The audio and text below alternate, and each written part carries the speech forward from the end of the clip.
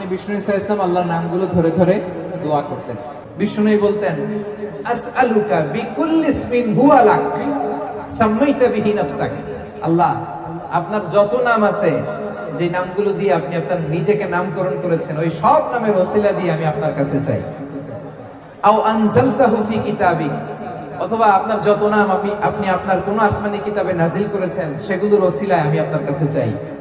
আও আল্লামতাহু আহাদাম মিন খালকিক, অথবা আপনি আসমানি কিতাবে নাজিল করেন নাই, আপনার কোন প্রিয় বান্দাকে আপনি স্পেশালি জানিয়েছেন, কোন নবীকে স্পেশালি কোন স্পেশাল নাম জানিয়েছেন, ওইটার ওসিলায় আপনার কাছে আমি চাই।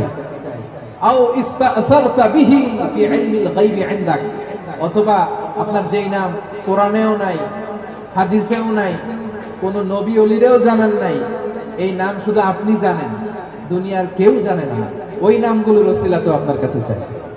সুবহানাল্লাহ পড়বেন না?